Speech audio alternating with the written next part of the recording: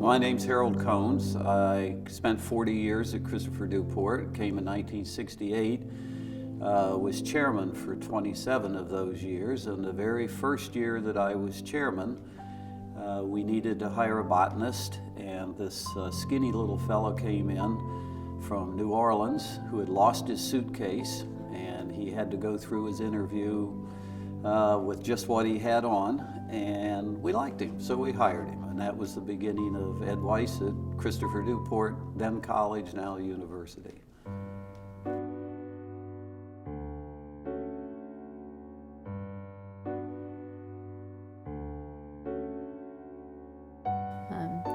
Tracy was one of those people who really embodied everything that we want our faculty to be. President Tribble had really just started all of the work in making the school what it is today, but for some reason Tracy understood, I think, a few years ahead of others how that was going to be, and she fully committed herself to this school.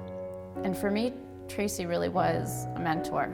I worked with her at a time when I was sort of moving into administration, and she just sort of embodied everything that I would really like to be in that type of role. And Tracy authored that beautiful poem, read at convocation every year, and given to every freshman as they begin their studies at Christopher Newport. It beautifully expresses our hope that every CNU student will choose to live a life of meaning and consequence. When she found out that she had terminal cancer, she then made the decision that part of her estate should go to CNU.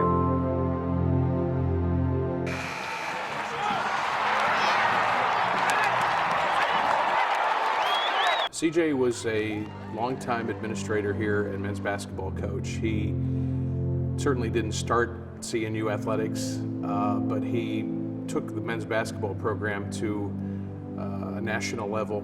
You know, the crazy thing, I don't want to sound cocky, is that we always won. The first things that we've done here are the ones that really stand out in my mind. Being able to say that we were the first to go undefeated in the conference. We were the first to make it to the Sweet 16.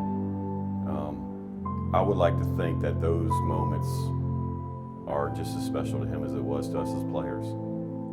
He took us to the NCAA tournament 17 times. He touched the lives of thousands of student athletes and became one of America's preeminent, legendary basketball coaches. You know, Coach Willem always had that caring, kind-hearted passion for the student. And, you know, in my mind, he was always like a mentor, and he, in his role model way of doing things. When we started our community outreach program, he was the first one on board to be able to go into the community and try to render assistance to some needed kids. So we put together a mentoring program called Victory. And he's the one that came up with the acronyms, which stood for Vibrant, Involved Collegians Transforming Our Resourceful Youth. Now, my understanding is that his fund is also Victory. Ed was an excellent field botanist, and he had an amazing ability to go out with kids who wanted to be other things and came back from field trips wanting to be botanists. He was a botanist and passionate about botany and wanted all of the students to really learn about all these different plants. And so he created courses that were focused on that. We took kids on 2-week camping trips to Maine and to Florida. And that program went on for a very long period of time. And according to the kids, it was a very important part of their life, and a number of them, unfortunately, became botanists. We noticed that he was losing hair, but we didn't really know what was going on. So he came in and he said that he had brain cancer.